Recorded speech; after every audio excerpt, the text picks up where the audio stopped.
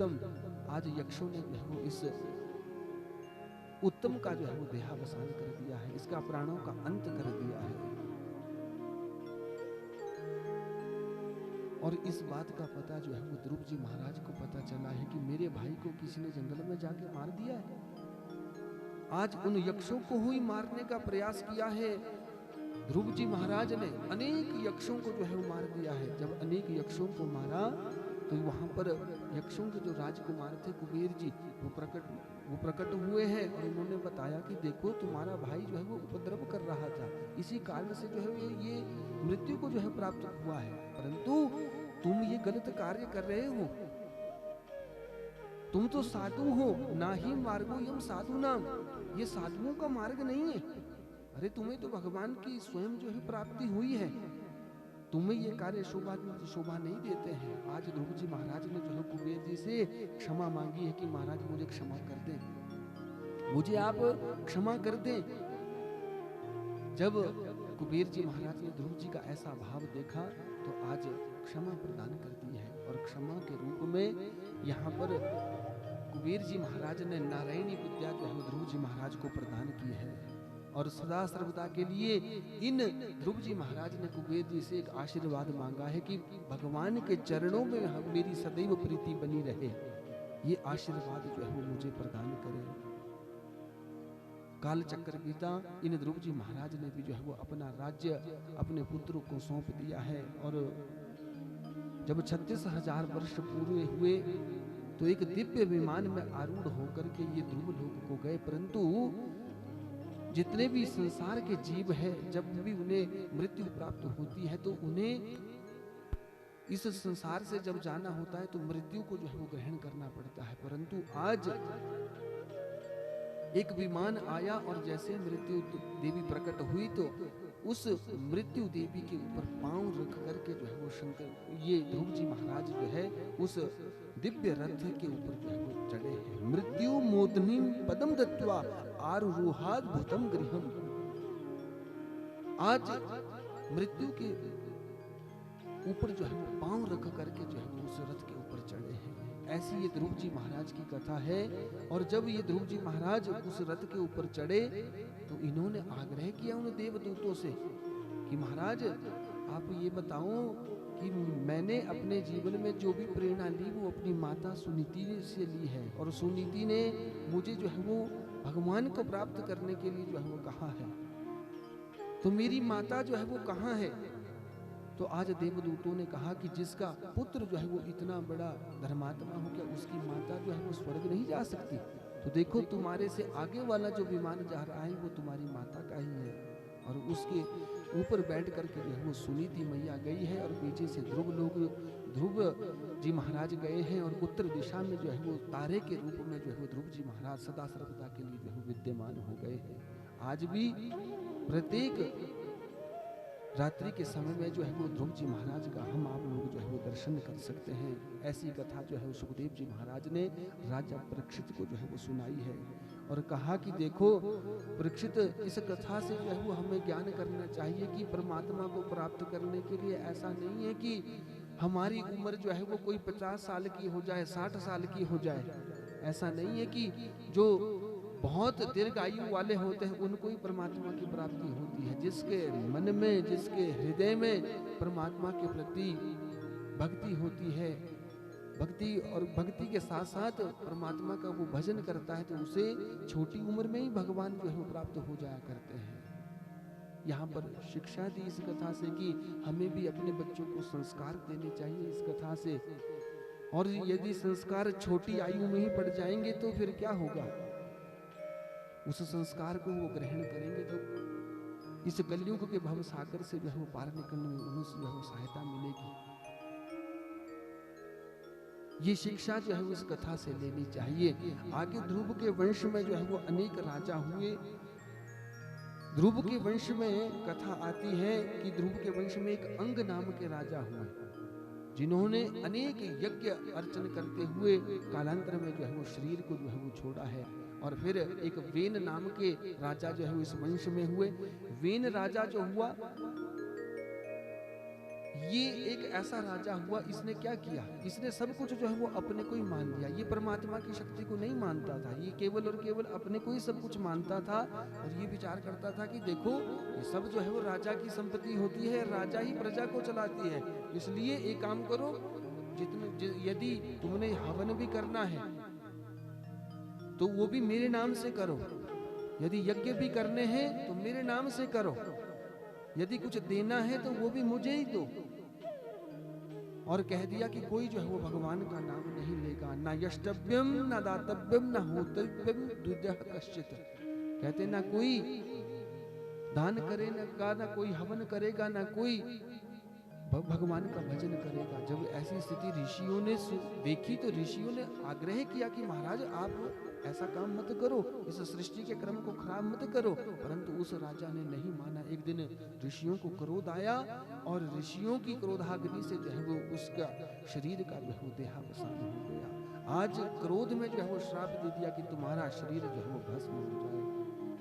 आज उस वेन राजा का जो है वो शरीर पूरा हो गया है। और माता जो है वो ये विचार कर रही है कि देखो केवल और केवल एक राजा था इस राज्य का, वो भी जो है वो पूरा हो गया है, उसका शरीर पूरा हो गया है।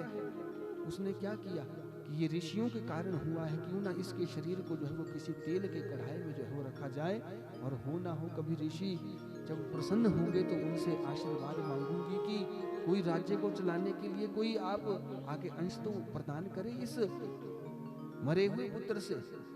तो वेन का शरीर जो है वो कई समय तक वो तेल की कढ़ाई में जो है वो रखा गया। कालांतर में जो है वो ऋषियों ने ये विचार किया कि देखो जब किसी राज्य में राजा नहीं होता तो उस राज्य की स्थिति जो है वो क्या हो जाती है, उथल पुथल हो जाती है। पृथ्वी ने भी जो है वो अन्न देना बंद कर दिया और राज्य में जो है वो अनेक प्रकार के डाकुओं का आना हो गया। और यहाँ पर क्या हुआ, ऋषियों ने हम सोचा कि यदि ऐसा ही बना रहा तो फिर ये सृष्टि कैसे चलेगी।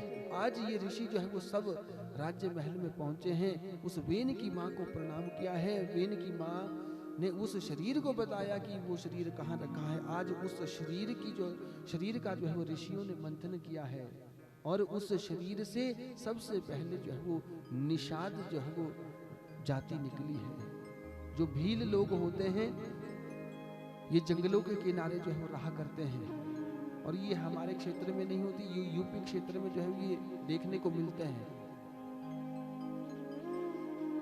निषादों की जो है वो उत्पत्ति की और उसके बाद फिर दोबारा से जो है वो मंथन शरीर का किया गया। तो यहाँ पर भगवान का जो है वो एक अवतार जो है वो उस वेन के शरीर के मंथन करने से हुआ है, जिसका नाम जो है वो पृथु पड़ा है। बोलो पृथु जी महाराज की। पृथु जी महाराज का वो शरीर जब उस मंथन से निकला तो आज सभी ऋषियों ने उन्हें प्रणाम किया और कहा कि महाराज सारी ये सृष्टि जो है वो अन्न की बहीन हो गई है, जल के बहीन हो गई है, सूखा पड़ गया है, अनेक प्रकार के डाकू लोग जो है वो यहाँ पर हो गए हैं। आप एक काम करो कि इस पृथ्वी का जो है वो दोहन करो। पृथु जी महाराज ने जो है वो इस पृथ्वी का जो है वो दोहन किया है और दोहन करने के बाद अनेक प्रकार की वनस्पतियों को उत्पन्न किया है और अनेक प्रकार के जो है यज्ञ इस पृथ्वी लोक के ऊपर किए हैं। परंतु इस पृथ्वी लोक पे अनेक प्रकार के यज्ञ करते हुए इनके जब 100 यज्ञ पूरे होने वाले थे तो क्या हुआ, इंद्र जी महाराज ने जो है वो इनके यज्ञों में जो है वो विक्षेप कर दिया है। आज जैसे ही अश्वमेघ यज्ञ का घोड़ा इन पृथु जी महाराज ने छोड़ा है तो आज इस इंद्र ने जो है उस यज्ञ के घोड़े को जो है वो चुरा लिया है। और इस बात का पता पृथु जी महाराज को चला है तो आज इंद्र के साथ जो है वो युद्ध करने के लिए चले गए हैं। जैसे ही इंद्र के साथ युद्ध होने लगा तो ब्रह्मा जी वहां पर पहुंच गए कि देखो ये आप जैसे लोगों के लिए ये युद्ध जो है वो शोभा नहीं देता है, इस युद्ध को जो है वो त्याग दो, इस युद्ध में जो है वो तुम्हारा कल्याण नहीं है। यहाँ पर इनकी संधि करवाई है, इनकी मित्रता करवाई है। देखो कल्याण का ये साधन नहीं है, तुम्हें राजा प्रजा का पालन करना है और तुम्हें इंद्र जो है वो देवलोक में जो है वो रहना है और देवलोक में रह करके जो है वो अच्छे अच्छे काम करने हैं। यहाँ पर ब्रह्मा जी ने बड़ा सुंदर उपदेश दिया कि देखो, परलोक को प्राप्त करने के लिए राजा 6 प्रकार के जो है वो 6 प्रकार के जो है यज्ञ किसी भी राजा को जो है वो करने पड़ते हैं, और यदि वो करेगा तो फिर क्या होगा, तो उसको करते हुए कालांतर में जो है वो अपनी राजा प्रजा के साथ साथ जो है वो मुक्ति को प्राप्त कर सकता है। और फिर बता दिया कि यदि कोई राजा ऐसे काम नहीं करता है तो क्या होता है, फिर उसका पुण्य जो है वो सब कुछ नष्ट हो जाता है। इसलिए आत्मा में रमण करना चाहिए, और आत्मा में रमण करने के बाद भगवान का चिंतन भजन करते हुए प्रजा को भी यही उपदेश देना चाहिए। राजा का ये कर्तव्य बनता है।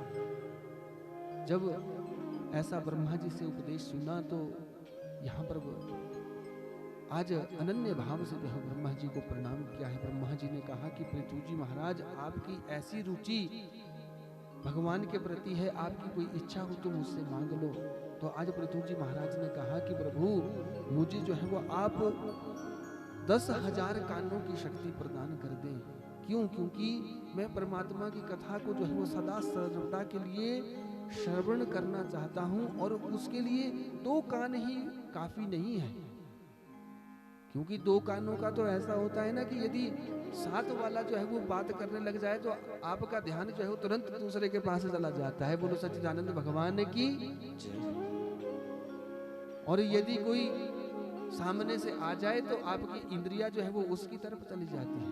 परंतु यहाँ पर पृथु जी महाराज ने बड़ा सुंदर निवेदन किया है कि देखो, कानों से ग्रहण की हुई चीज जो है वो कभी खत्म नहीं होती है।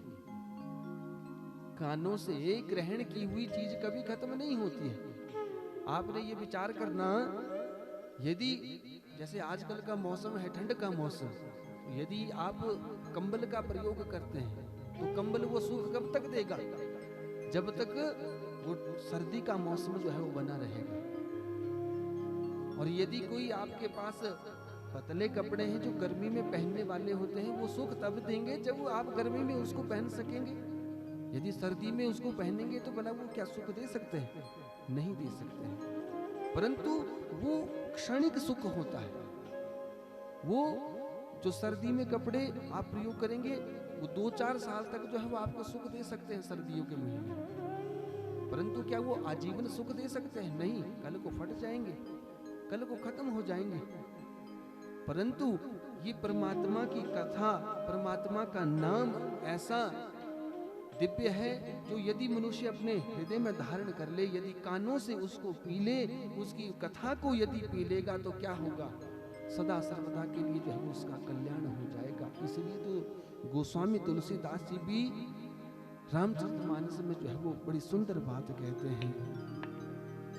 जिन हरि कथा सुनी नहीं काना, जिन हरि कथा सुनी नहीं काना, जिन हरि कथा सुनी नहीं काना, जिन हरि कथा सुनी नहीं काना, श्रवण रंद्र आहि भव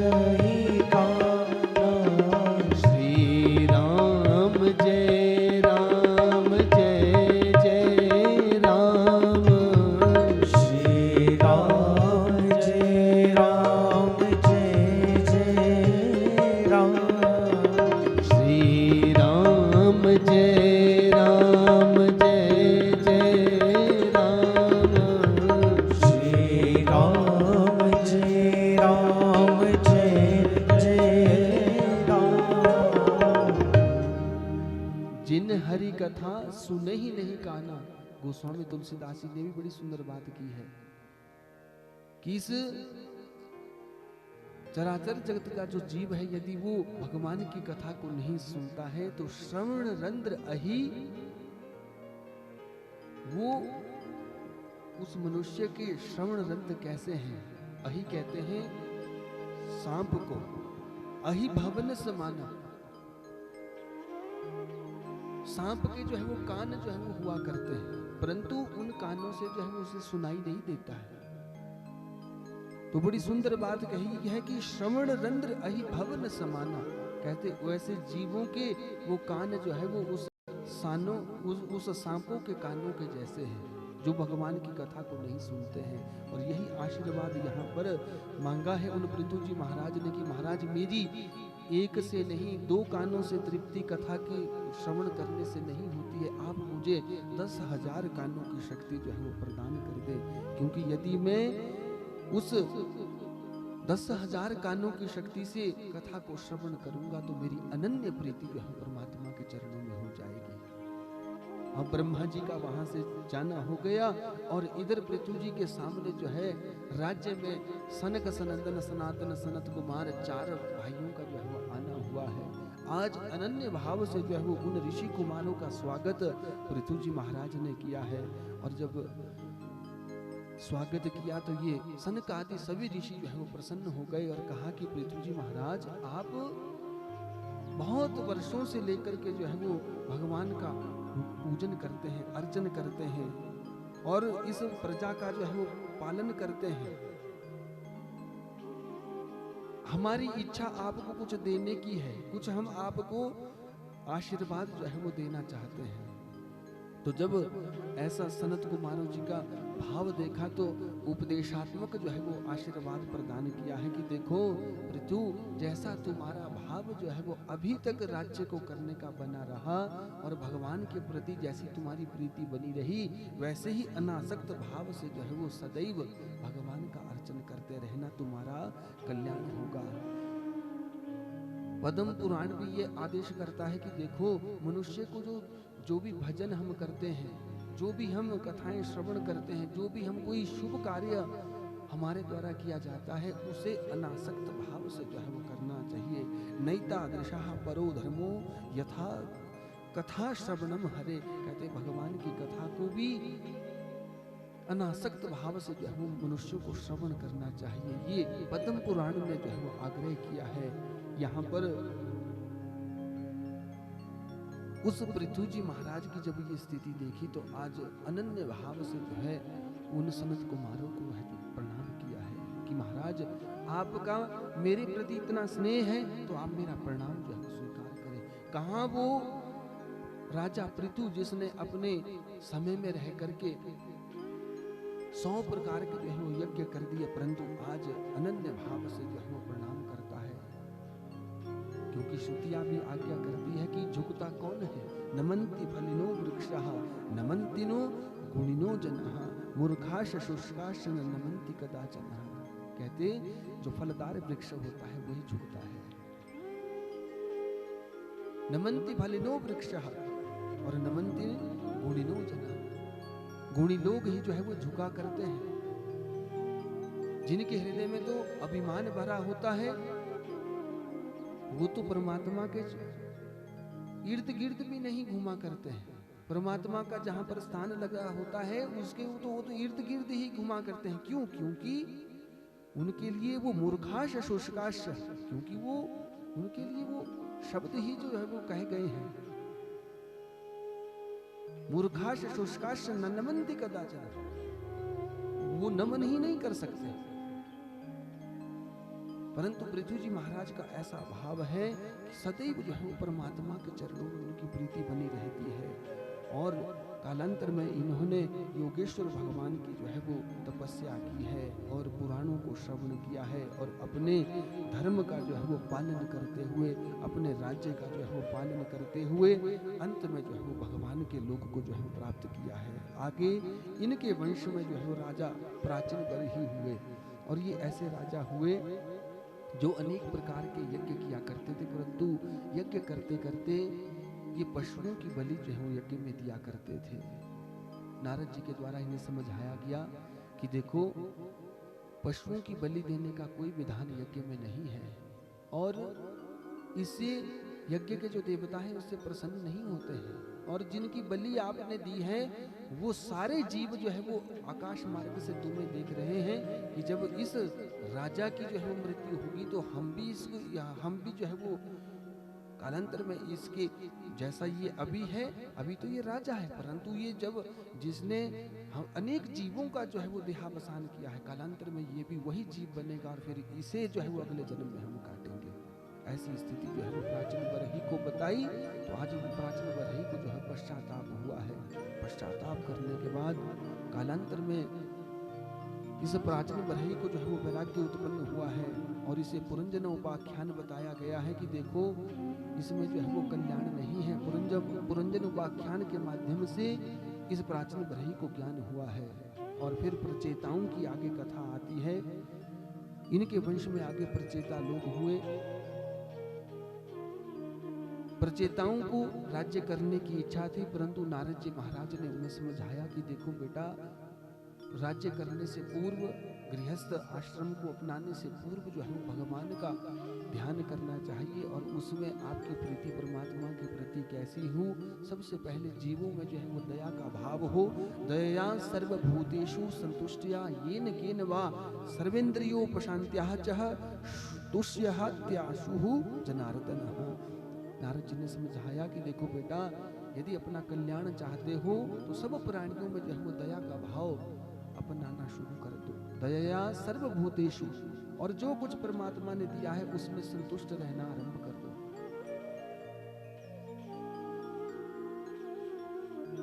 कहने का अभिप्राय क्या है? कथा जो है वो ज्ञान देती है, कथा शिक्षा देती है। नारद जी का उनके लिए यही संबोधन था कि देखो, संतुष्टया येन केन वा, जो भी परमात्मा ने दिया है उसमें मनुष्य को जो है वो संतुष्ट रहना चाहिए। क्योंकि आज के समय में भी ये बात देखी जाती है कि मनुष्य जो है वो अपने सुख में जो है वो सुखी नहीं रह सकता, जितने औरों के सुख को देख करके दुखी हो जाता है। बोलो गोविंद भगवान की।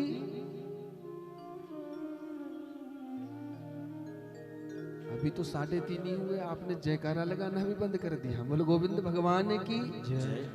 भूख तो मुझे लगनी चाहिए जो यहाँ पर इतनी देर से कथा कर रहा है, परंतु आपने जो है वो जयकारा भूख के कारण ही नहीं लगाया होगा। बोलो सच्चिदानंद भगवान की जय। जयकारा लगा दिया करो, वरना 4:30 बजे भी नहीं छोड़ूंगा यहाँ से। बोलो गोविंद भगवान की जय। नारद जी महाराज ने बड़ा सुंदर उपदेश दिया कि देखो, मनुष्य को अपने जीवन में जो है संतुष्ट रहना चाहिए। क्योंकि आज के समय में मनुष्य कैसे दरिद्रता को धारण करता है, क्योंकि उसका मन जो है वो सदैव विचलित रहता है और असंतुष्ट रहता है। आगे एकादश स्कंद में आप कथा को श्रवण करेंगे तो वहां पर उद्धव और भगवान का संवाद कहा गया है। तो वहां पर बताया कि भगवान, दरिद्र कौन है? उद्धव ने पूछा है कि कोवा दरिद्र है। तो भगवान ने वहां पर उद्धव को बताया है कि यूं असंतुष्ट सह दरिद्र, जो अपने जीवन में असंतुष्ट बना रहता है वह दरिद्र है। क्योंकि जो हमारे पास परमात्मा का दिया हुआ है उसे स्वीकार करना चाहिए और उसी में ही उस परमात्मा का आशीर्वाद मानना चाहिए कि मेरे भाग्य में जो है वो इतना जो बना है वो सब उचित है। यही प्रचेताओं को जो उपदेश दिया है कि सर्वेन्द्रियोपशांत्याच, अपने इंद्रियों को निग्रहण करके भगवान का जो है वो भजन करना चाहिए। इस बात को जब उन प्रचेताओं के लिए कहा तो उन प्रचेताओं को जो है वैराग्य हो गया है। ये सब प्रचेता लोग जो है वो भगवान की तपस्या के लिए चले गए हैं। ऐसी जो है वो प्रचेताओं की कथा जो है वो आगे आती है। और फिर यहाँ पर अब पंचम स्कंद प्रारंभ होता है और पंचम स्कंद में प्रियव्रत राजा की जो है वो कथा आती है। प्रियव्रत सबसे बड़ा बेटा जो था वो किसका था? मनु जी महाराज का। सबसे पहले तो इनका नाम जो है वो बड़ा सुंदर है कि प्रिय व्रत। ये अपने जीवन में जो है वो ऐसा शुभ व्रत लेकर के जो है वो उत्पन्न हुए। इन्होंने ये विचार किया कि मैं अपने जीवन में जो है वो कुछ नया करूंगा। और जब राज्यभार इन्होंने ग्रहण किया तो सबसे पहले तो विवाह के लिए राजी नहीं हुए। और जब विवाह के लिए राजी नहीं हुए तो क्या हुआ, ब्रह्मा जी ने समझाया कि देखो प्रियव्रत, गृहस्थ आश्रम जो है वो सब आश्रमों में सबसे बड़ा आश्रम है।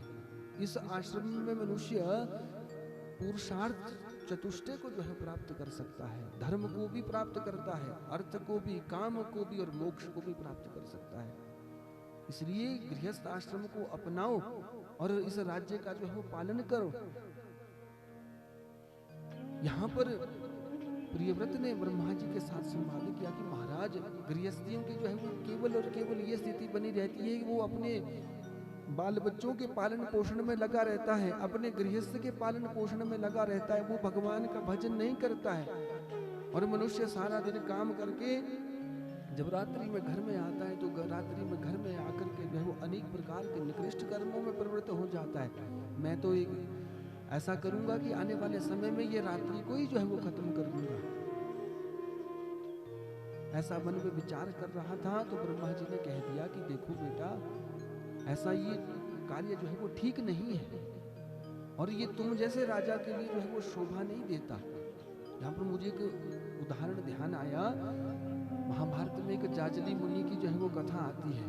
और जाजली मुनि बड़े तपस्वी थे। उन्होंने तपस्या तो अपने जीवन काल में की, परंतु क्या हुआ, जैसे ही तपस्या से उठे तो एक छोटा सा पक्षी उसने उनके ऊपर जो है वो पीठ कर दी। और जैसे ही पीठ कर दी तो जाजली मुनि को जो है वो क्रोध आ गया। और क्रोध आया तो आंखों से देखते ही जो है वो उस पक्षी को जो है वो भस्म होना पड़ा। आज जाजली मुनि ने सोचा कि देखो, मेरी तपस्या में इतना बल हो गया है कि मैं किसी को भी जीवन भी प्रदान कर सकता हूँ और किसी को नष्ट भी कर सकता हूँ। आज भिक्षा के लिए जो है वो गृहस्थी के घर में चले हैं। और जब गृहस्थी के घर निकले तो क्या हुआ, एक गृहस्थ की एक देवी जो है वो अपने पति का जो है वो भोजन करवा रही थी, उसकी सेवा शुश्रूषा में लगी थी। और आज क्या हुआ, इस जाजली मुनि जो है वो भिक्षा की याचना की कि भिक्षाम देहि। एक बार कहा, दो बार कहा, तीन बार कहा और चौथी बार जो है वो बड़ी क्रोध में कहा कि यदि तुम भिक्षा नहीं दोगी तो जो इस घर के अंदर है उनके लिए श्राप दे दूंगा। परंतु जैसे ही वो बात उस गृहिणी ने सुन ली, उस घर की जो देवी थी उसने सुन ली, तो उसने अंदर से ही जो है वो एक प्रति उत्तर की बात का कह दिया कि महाराज, ये एक गृहस्थी का घर है, इसे कोई साधारण घर मत समझना। आप एक पक्षी को मार करके आए हो तो आपने कोई बड़ा तीर नहीं मार दिया है। जाजली मुनि ने ऐसी बात सुनी, हक्के बक्के होकर के जो है वो एक पेड़ के नीचे बैठ गए। जब देवी अपने पति की सेवा करने के बाद बाहर उस जाजली मुनि के लिए भिक्षा देने के लिए आई, तो आज जाजली मुनि का वो सारा अभिमान जो है वो नष्ट हो गया और उस गृहिणी के चरणों में जो है वो गिर गए हैं। ये ऐसा वास्तव में जो है वो गृहस्थ आश्रम है। इस गृहस्थ आश्रम की भूमिका में अनेक ऋषि मुनि भी जो है इसकी भूमिका को गाते हैं कि गृहस्थ के बराबर कोई आश्रम नहीं है। और इस गृहस्थ आश्रम में रहकर के मनुष्यों को सारे कार्य करने चाहिए, ये शास्त्र जो है वो आज्ञा करता है। परंतु ऐसा ना हो कि मनुष्य जो है वो इतना अभिमान में हो जाए कि वो धन के मद में हो जाए या पुत्र के मद में हो जाए या अपने ज्ञान के मद में हो जाए कि वो ये इस बात को ही भूल जाए कि वास्तव में जो है वो गृहस्थ कोई आश्रम भी है। यही बात जो है वो प्रियव्रत राजा को ब्रह्मा जी ने समझाई, परंतु ब्रह्मा जी की बात को जो है वो मन में सोचा तो जरूर, परंतु माने नहीं और एक रथ का जो है वो निर्माण किया है प्रियव्रत राजा ने। और उस रथ को लेकर के जो है वो दिन रात जो है वो चलते रहे। और ऐसी उस रथ की गति थी, सुखदेव जी महाराज कहते हैं कि परीक्षित, अब इस रथ की ऐसी गति थी मानो इसने सूर्य की गति को भी जो है वो रोक दिया है। अब पृथ्वी के ऊपर जो है सदैव जो है वो दिन ही दिन बना रहता है और रात्रि जो है वो खत्म हो गई है। ब्रह्मा जी दोबारा आए कि देखो प्रियव्रत, ये तुम्हारे जैसे राजा को जो है वो शोभा नहीं देता है, एक काम करो, ये सृष्टि का क्रम है, सुख है तो दुख है, दिन है तो रात है, नेगेटिव है तो पॉजिटिव है। आपने विचार करना इस बात का। ये एक दूसरे के पूरक यदि नहीं होंगे, यदि सुख ही सुख जीवन में बना रहेगा तो मनुष्य इस सृष्टि को कैसे चलाएगा। यही बता रहे हैं ब्रह्मा जी की देखो ये सृष्टि का क्रम है, इसे मत तुम ऐसे बिगाड़ो, ये हमारे द्वारा बनाया गया है। तब प्रियव्रत राजा माना और उस समय उस रथ के साथ चल करके जो है वो उसने पृथ्वी की जो है वो 7 परिक्रमा कर ली थी। उसके कारण जो है वो 7 द्वीपों का जो है वो निर्माण हो गया था, जिनमें प्रमुख रूप से जम्बू द्वीप जो है वो कहा गया है। और जम्बू द्वीप में हम आप लोग जो है वो रहते हैं। और उस जम्बू द्वीप में ये प्रियव्रत राजा जो है वो राज्य करते हैं। इनके अग्निद्र इत्यादि जो है वो 9 पुत्र हुए हैं। अग्निद्र का विवाह जो है वो पूर्व चित्ती नाम की अप्सरा के साथ होता है। इनके कालांतर में जो है वो 9 पुत्र होते हैं। 9 पुत्र होने के बाद इनके घर में जो है वो अग्निद्र के घर में जो है वो अग्निद्र को जो है वो जम्बू द्वीप का राज्य सौंप दिया गया। और जब जम्बू द्वीप का राज्य सौंपा तो इनके इस जम्बू द्वीप के जो है वो 9 खंड हुए और उसमें अजनाब खंड में जो है वो रहते हैं। और अग्निद्र के जो पुत्र नाभि हुए, नाभि इस अजनाब खंड के जो है वो राजा हुए। नाभि का विवाह एक मेरु देवी से हुआ और नाभि और मेरु के संयोग से जो है वो ऋषभ देव जी का जन्म हुआ है, जो भगवान के जो है वो अवतार गए हैं। बोलो ऋषभ देव महाराज की। ऋषभ देव जी महाराज बड़े तपस्वी थे और इन्होंने अपने जीवन काल में बहुत सारी तपस्या की, परंतु तपस्या करते ये यज्ञ भी करते थे। और यज्ञ को करते करते एक दिन इंद्र को जो है वो इनसे ईर्ष्या हो गई कि ये यज्ञ क्यों कर रहा है। और यज्ञ इस इंद्र ने क्या किया, मेघों को जो है यह आज्ञा दे दी कि तुम वर्षा करना जो है वो बंद कर दो। उस ऋषभ देव के राज्य में ना तो वायु को चलाएगा, ना कोई पानी बरसाएगा, ना कोई धूप को प्रदान करेगा। सारी व्यवस्थाएं जो है वो बंद कर दी। और ऋषभ देव जी महाराज ने अपनी शक्ति से ही वो सब कुछ जो है वो पुनः प्रकट, खुद जो है वो अपनी शक्ति से प्रकट कर दिया। आज इंद्र जी महाराज अपने मन में ग्लानि लेकर के जो है वो पहुंचे हैं और अपनी पुत्री को भी साथ, एक जयंती नाम की पुत्री थी इंद्र की, उसे लेकर के आए हैं और ऋषभ देव का विवाह उस जयंती के साथ करवा दिया है। बोलो भगत वत्सल भगवान की। ऋषभ देव और जयंती के जो है वो 100 पुत्र हुए हैं कालांतर में। उसमें से बताया गया है कि 81 तो ब्राह्मण बने हैं अपने कर्मों से और 9 जो है वो योगेश्वर बने हैं।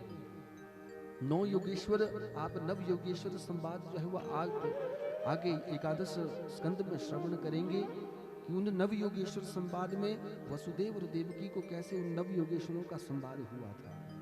और 9 जो है वो योगेश्वर बने हैं और 10 उसमें से राजा बने हैं। 10 ने राज्य किया है और इस राज्य को करने भरत जो राजा थे इस अजनाब खंड के वो राजा बने हैं। और एक नाम इस भारत का जो है वो भरत से भी पड़ा है। बोलो भक्त वत्सल भगवान की जय। ऋषभ देव ने अपने सब भरत आदि सब पुत्रों को जो है उपदेश दिया है कि देखो, सबसे पहले आप कोई राजा हो या आप राज्य कर रहे हो या प्रजा में चल रहे हो, परंतु आपने सबसे पहले इंसान बनने की जो है वो कोशिश करना है अपने जीवन में। और कुछ कर सको ना कर सको तो इस 84 लाख योनियों में केवल और केवल एक ये शरीर जो हमें मिलता है, मनुष्य शरीर, केवल इसमें ही हम आप लोग जो है वो भगवान को प्राप्त कर सकते हैं। और ये बड़ा सुंदर उपदेश दिया कि शरीरम आद्यम खलु धर्म साधनम, कहते धर्म को करने का केवल और केवल ये मनुष्य शरीर ही है। बाकी आप किसी और शरीर से जो है वो धर्म नहीं कर सकते हो। और हमने कथा भी वहीं से आरंभ की थी कि दुर्लभो मानुषो देहु देहि नाम क्षण भंगुरा। कहते ये मनुष्य जो है वो दुर्लभ है, और दुर्लभ के साथ साथ जो है वो क्षण भंगुर भी है। इसलिए प्रयास करना चाहिए इंसान बनने का, और उस इंसान बनने के साथ धर्मज्ञ मनुष्य को जो है बनना चाहिए। गृहस्थियों के लिए ये कथाएं हैं। ये कथाएं तो आपने बहुत सुनी है, परंतु कथा का कोई ना कोई जो है वो कथा ज्ञान दे करके जाती है। ये कथाएं तो पूर्व समय की कथयति स कथा जो कही गई है, कथाएं हैं, परंतु शास्त्रों की कथाएं जो है वो प्रमाण बनती है और हमें जीवन के लिए जो है वो नए स्रोत प्रदान करती है। तो आज ऋषभ देव ने भी अपने पुत्रों को ये समझाया, बेटा एक मनुष्य शरीर जो है वो भक्ति का साधन है, और धर्म का भी यही साधन है। इसमें यदि तुम रहोगे तो क्या होगा, तुम सब कुछ कर सकते हो इस शरीर को लेकर के। और स्वयं जो है वो ऋषभ देव जी अवधूत बन करके आगे चले गए हैं। इनके वंश की जो है वो आगे कथा जो है वो हम कल श्रवण करेंगे। कल की कथाओं में जो है वो भरत चरित्र से लेकर के हम कथाएं श्रवण करेंगे। कृष्ण जन्म की कथा को हम परसों ही गुणगान करेंगे कृष्ण कथा का। आज की कथा में अनेक सामग्री मूर्तियां जो है वो यहाँ पर पहुंची है हमें आशीर्वाद देने के लिए। सभी यहाँ पर हमारे जो कोटि क्षेत्र पड़ता है, यहाँ से अनेक विद्वानों का आगमन जो है वो हमारे पास यहाँ पर आज हुआ है। श्री हेमचंद शर्मा जी यहाँ पर आए हैं, और भास्करानंद शर्मा जी का आगमन यहाँ पर हुआ है। ठाकुर दत्त शर्मा जी यहाँ पर आए हैं। भूपराम शर्मा जी, सुरेश शर्मा जी, प्रेमलाल शर्मा जी, नीरज शर्मा जी, नरेंद्र शर्मा जी, ये कोटि क्षेत्र के सभी विद्वान लोग जो है वो यहाँ पर पहुँचे हैं।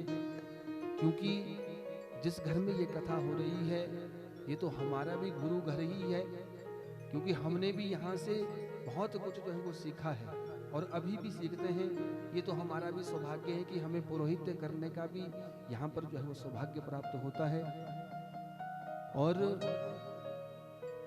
मेरे तो शिक्षा गुरु भी शास्त्री गुरु जो है वो रहे हैं। ये तो मेरा तो अपना सौभाग्य भी है जो मैं यहाँ पर श्रीमद् भागवत महापुराण की कथा को जो है वो कर रहा हूँ। और आज हमारे यजमान परिवार का भी सौभाग्य है कि यहाँ पर इतने विद्वानों का भी आगमन हुआ है, और यहाँ पर अनेक सामग्री मूर्तियाँ जो है वो यहाँ पर कथा में पहुँची है। बहुत सारे लोग मेरे परिचित भी है, और हमारे यजमान जी के तो सभी परिचित हैं, गुरु जी के तो सभी परिचित हैं। सबका जो है वो व्यासपीठ स्वागत करती है। एक बार सभी विद्वानों के लिए आप लोग जो है वो ताली बजा दें, और एक बार समस्त श्रोता समुदाय का भी व्यासपीठ जो है वो स्वागत करती है। एक बार अपने लिए भी आप जो है वो ताली बजा दें। बोलो गोविंद भगवान की। और अंत में यही प्रार्थना इस व्यासपीठ से कि जिस कामना से हमारे यजमान जी ने ये रखा है, इनकी माता जी को सदगति प्रदान हो, विष्णु के सायुज्य लोक में उनका वास हो, और इनके वंश में जो है वो हरिभक्त पैदा होते रहे और धर्म की ध्वजा को जो है वो लहराते रहे। इसी कामना के साथ फिर आज की कथा को विराम देंगे। एक भगवान के नाम संकीर्तन की धुन लगाएंगे और फिर कथा को विराम देंगे। बोलो सच्चिदानंद भगवान की। मुकुंद माधव गोविंद बोले। सभी गाएंगे ना मेरे साथ भजन? सभी ने गाना है। भगवान का एक नाम जो है वो मुकुंद है। भगवान सच्चिदानंद भगवान कृष्ण का जो है वो एक नाम क्या है? मुकुंद है। मोक्षम ददाति इति मुकुंद, जो मोक्ष को प्रदान करते हैं। तो उनके ही नामों का जो है वो गुणगान करेंगे और सभी ने ताली सेवा करनी है। मुकुंद माधव गोविंद बोल, केशव माधव हरि हरि बोल। केशव माधव हरि। सभी पीछे वाले भी ताली सेवा करते हुए। मुकुंद माधव गोविंद बोल। मुकुंद माधव गोविंद बोल। केशव माधव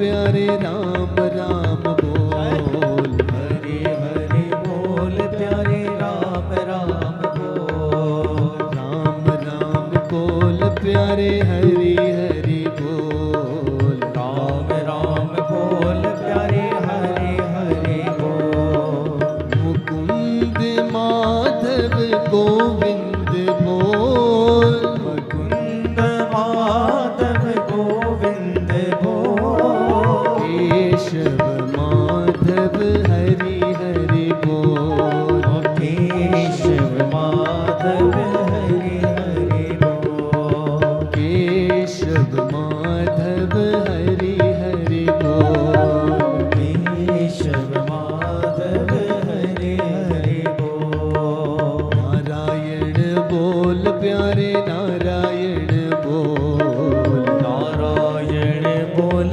प्यारे नारायण बोल, नारायण बोल प्यारे नारायण बोल, नारायण बोल प्यारे नारायण बोल, मुकुंद माधव गोविंद बोल, मुकुंद माधव गोविंद बोल, केशव माधव हरि हरि बोल, केशव माधव हरे हरे बोल, केशव माधव हरि हरि बोल, केशव माधव हरे हरे बोल, राधे राधे बोल प्यारे राधे राधे बोल, राधे राधे बोल प्यारे राधे राधे बोल, राधे राधे बोल प्यारे राधे राधे बोल, राधे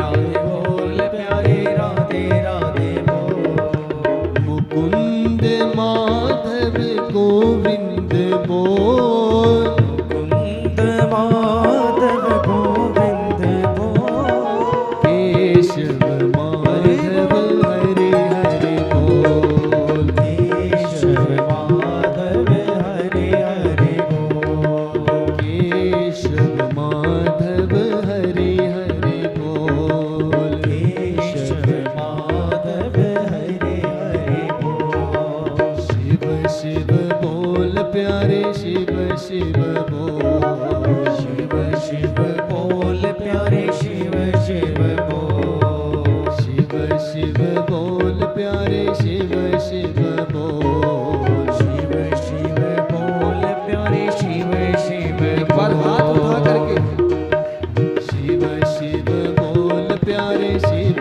शिव बोल, शिव शिव बोल प्यारे शिव शिव बोल, मुकुंद माधव गोविंद बोल, मुकुंद माधव गोविंद बोल, मुकुंद माधव गोविंद बोल, मुकुंद माधव गोविंद बोल, केशव माधव हरि हरि बोल, केशव माधव हरे हरे बोल, राम राम बोल, राम राम बोल, नारायण बोल, नारायण बोल, राधे राधे बोल, नारायण बोल, शिव शिव बोल, शिव शिव बोल, शिव शिव बोल, सदा शिव बोल,